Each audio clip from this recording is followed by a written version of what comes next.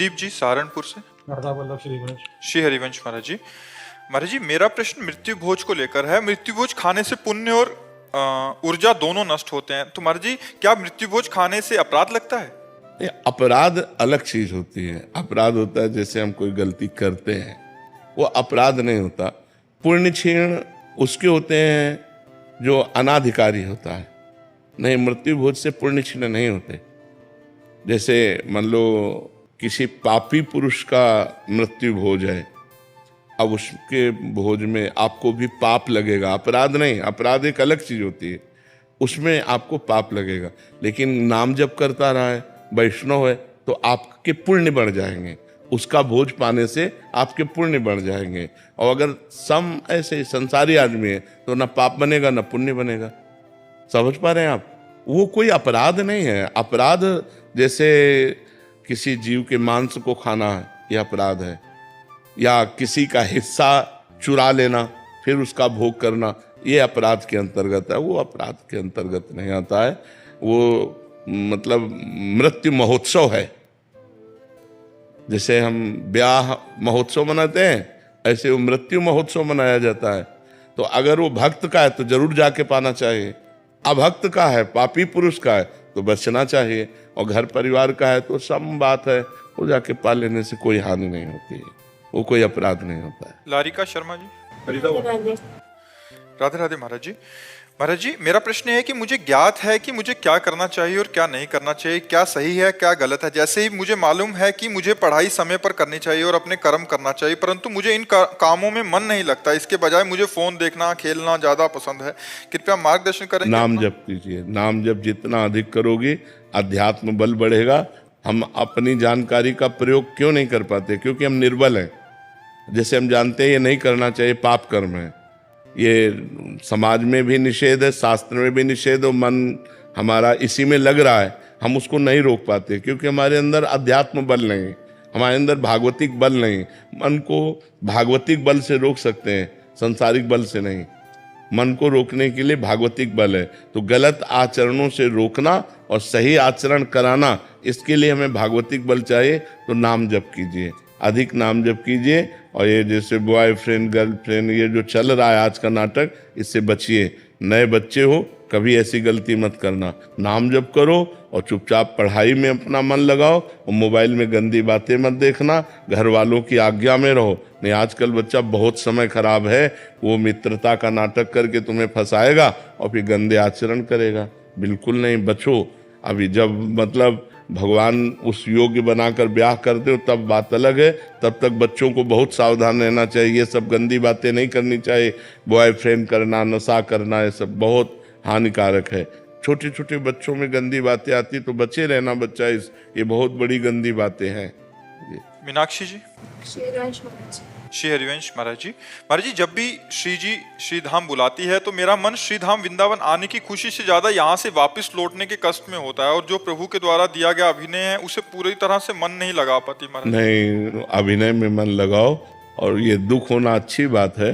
धाम छोड़ना, भगवान का नाम छोड़ना, भगवान की रूप लीला छूट जाना, इसमें तो दुख होना चाहिए।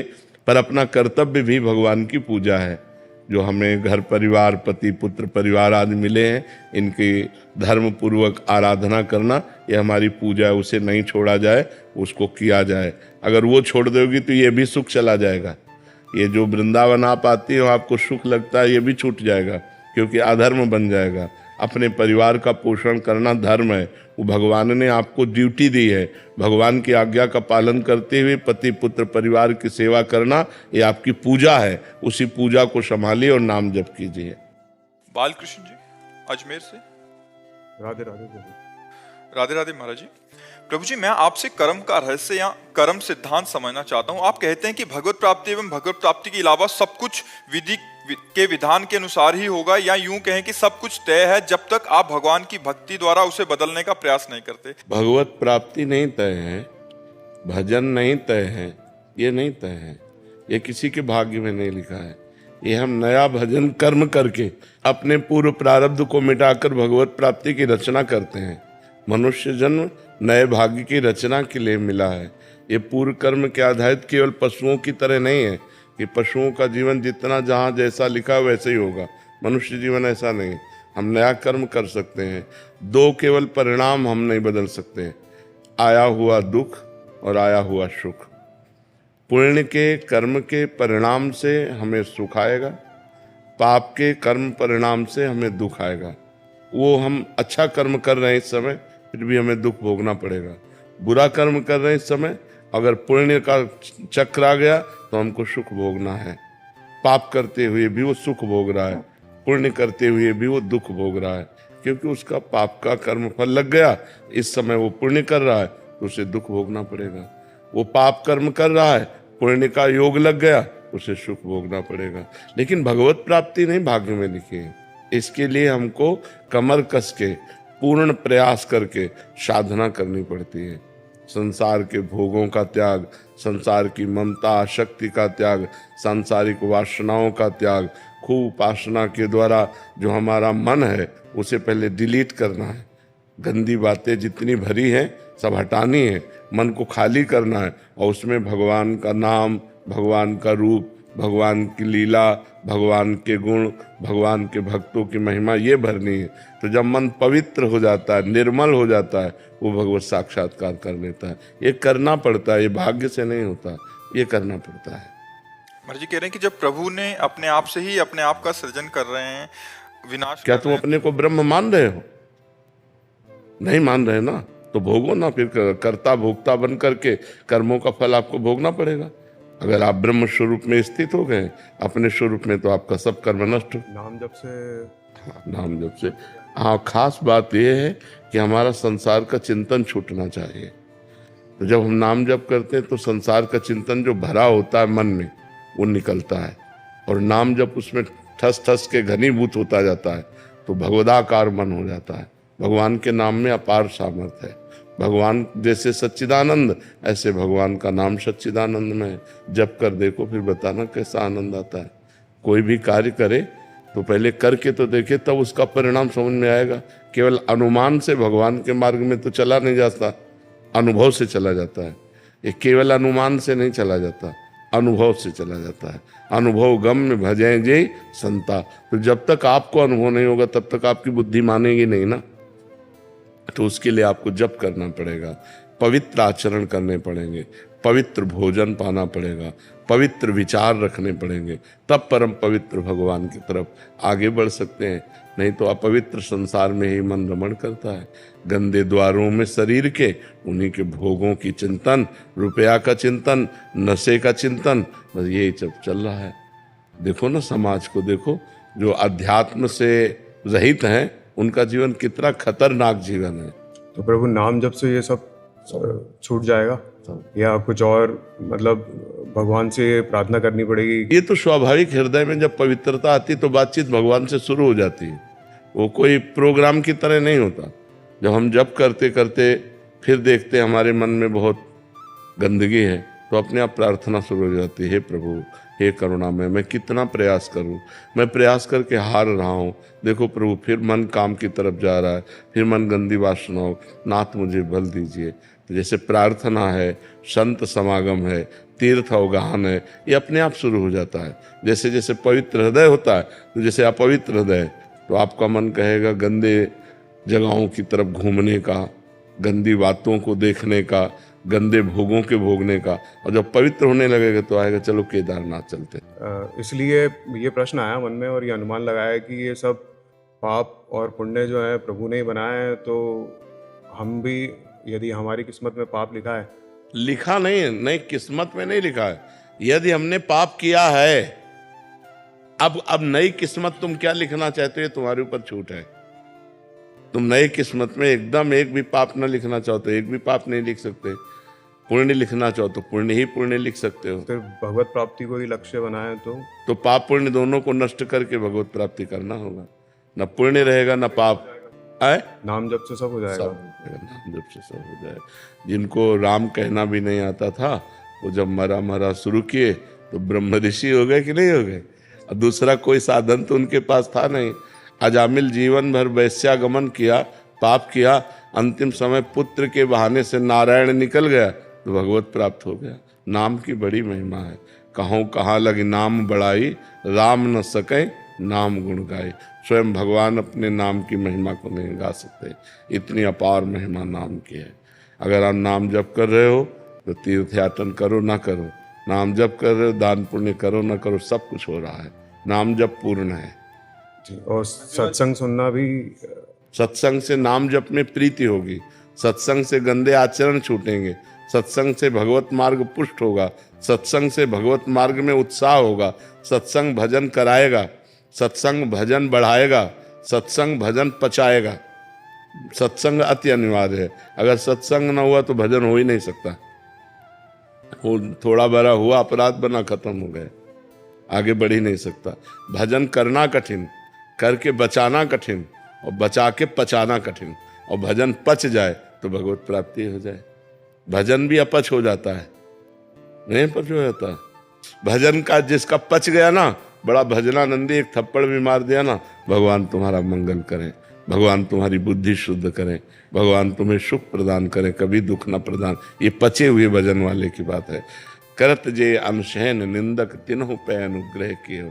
जो अपनी निंदा करें, अपना अपमान करें, जो अपने को दुख दे, उनको भी सुख देने की भावना, ये पचे हुए भजन का लक्षण है। उसका भजन पच रहा है। जैसे चावल पक जाए ना, कहीं से भी दबाव दब जाता है, ऐसे भजनानंदी जो संत हैं जिनका भजन पच गया है, बड़े दैन्य, बड़े कोमल, बड़े सरल स्वभाव के, उनमें कटुता नहीं मिलेगी, उनमें कठोरता नहीं मिलेगी। संत सरल चित जगत हित जान स्वभाव स्नेह। उनका स्वभाव, उनका स्नेह सरल। संत ते होए न कार जाने। जब गोस्वामी जी ने संत की परिभाषा लिखना कि संत का क्या स्वरूप हो सकता है, तो बोले बड़ा कोमल संत का स्वरूप होगा। तो बोले कितना कोमल होगा? बोले मक्खन जैसा। संत हृदय नवनीत समाना। नवनीत कहते हैं मक्खन को। फिर चिंतन आया कि मक्खन में तो दोष है। मक्खन जो है निज परिताप द्रवई नवनीता, पर दुख द्रवई सुसंत पुनीता।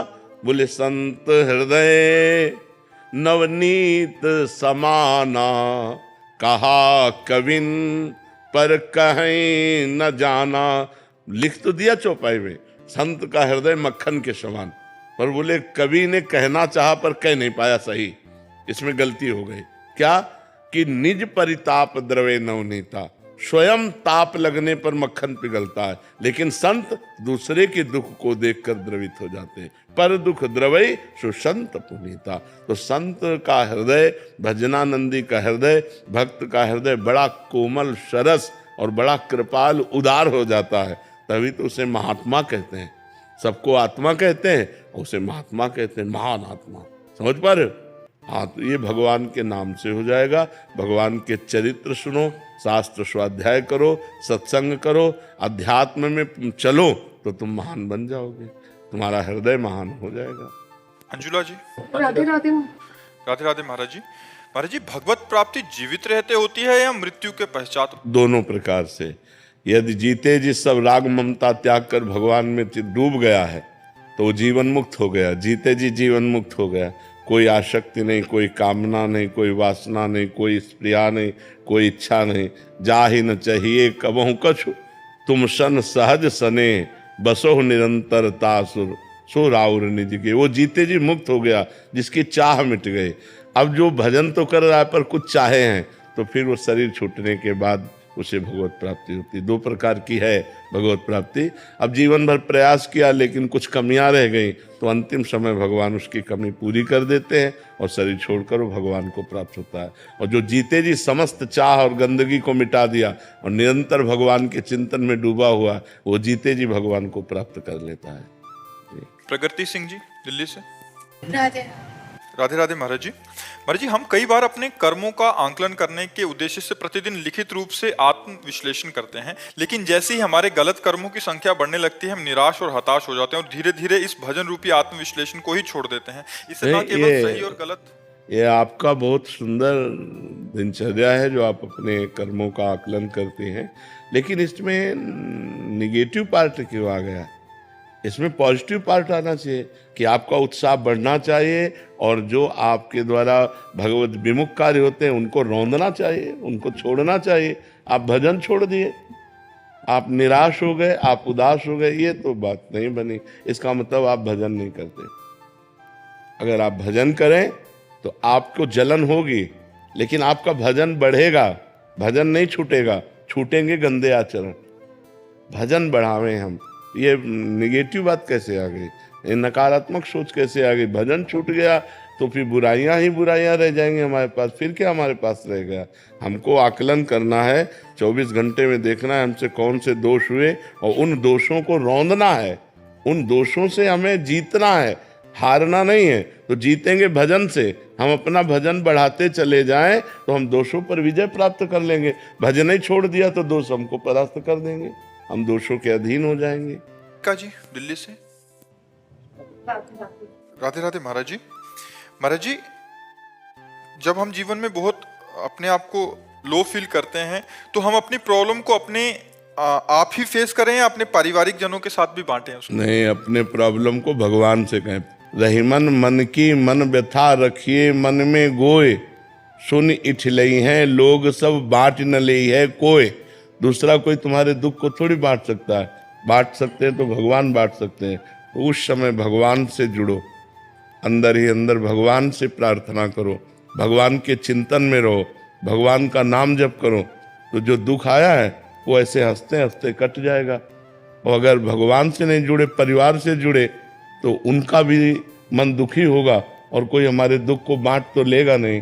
तो हमें लगता है अपने दुख को केवल भगवान से कहना चाहिए। दूसरा कोई पूछे कैसे हो तो मुस्कुरा के कह देना चाहिए अच्छा है, बड़ी कृपा है। और अंदर ही अंदर भगवान से बात करे कि आप तो जानते हो, आप सर्वांतर्यामी हो, सर्वशक्तिमान हो, इस समय मैं इस समस्या में हूँ, हे नाथ मेरी समस्या का समाधान करो या मुझे सहने की सामर्थ्य दो। तो भगवान दो में एक कार्य कर देंगे, या तो आपको सहने की सामर्थ्य दे देंगे या उस संकट को हटा देंगे। तो भगवान से प्रार्थना करनी चाहिए, ना कि इंसान से। इंसान खुद दुखी है, वो तुम्हारे दुख में क्या सहयोग, बहुत से बहुत और हंसी उड़ा सकता है आपकी, या थोड़ा सा सहानुभूति प्रकट कर सकता है, लेकिन उसकी सहानुभूति से हमारा दुख मिट जाएगा क्या? लेकिन भगवान मिटा देंगे। भगवान इतने सामर्थ्यशाली हैं कि वो अलौकिक कार्य भी कर सकते हैं कि जो नहीं हो सकता वो भी हो सकता है, भगवान की कृपा से वो भी हो सकता है। और कभी कभी हम बोलें कि ये प्रॉब्लम सॉल्व हो जाए प्रभु, अगर नहीं हो रही तो उस समय क्या सोचें? दो बताया ना, दो में एक काम होंगे। आपको सामर्थ्य की भगवान उत्पत्ति कर देंगे जिससे आप उस दुख को सह लें, या उस दुख को मिटा देंगे।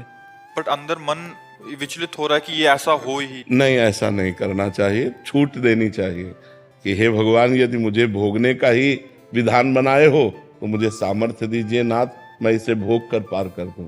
हे प्रभु मेरा बच्चे को बचा लो, हे प्रभु मैं ऐसा करूं। नहीं, अगर बच्चे को मरने का समय आ गया है तो आप नहीं बचा सकते, आपकी प्रार्थना नहीं सुनी जाएगी, क्योंकि वो राइट समय के लिए ही है। वो 10 वर्ष 10 दिन 10 सेकेंड, तो 11वां सेकेंड नहीं लगेगा वो मर जाएगा। इसका नाम मृत्यु लोक है। वो तुम्हारी प्रार्थना, तुम्हारा उपवास, तुम्हारा व्रत किसी काम में नहीं आएगा, क्योंकि उपवास आज कर रहे हो और ये लिखा पहले जा चुका है कि ये 10 वर्ष 10 दिन 10 सेकेंड जिएगा, वो पहले। तो आज का तुम्हारा उपवास काम नहीं करेगा, ये बात समझनी चाहिए। उदित जी। राधे राधे महाराज जी, आपके चरणों में कोटि कोटि दंडवत प्रणाम। प्रभु जी, भगवान की कृपा से मुझे शंकर भगवान की भक्ति करने का सौभाग्य मिला, किंतु मैं थोड़ा परेशान हूँ। आपकी प्रेरणा से एकांतिक वार्तालाप में सुना कि शिव जी को राम जी की कथा अतिशय प्रिय है, तो मैंने आपकी कृपा से राम कथा और रामचरितमानस का पाठ करना शुरू किया। पर अब राम जी के लिए भाव प्रकट होते हैं महाराज जी, अंतःकरण में बात आती है, प्रेम भाव में। क्या शिव जी मुझसे परेशान हो गए हैं, इसलिए उन्होंने छुटकारा पाने के लिए, मतलब किसका प्रश्न है? जा पर कृपा न करहीं पुरारी, सो न पाव मुनि भगति हमारी। भगवान शिव ने कृपा की तब राम जी की तरफ खिंचा हुआ।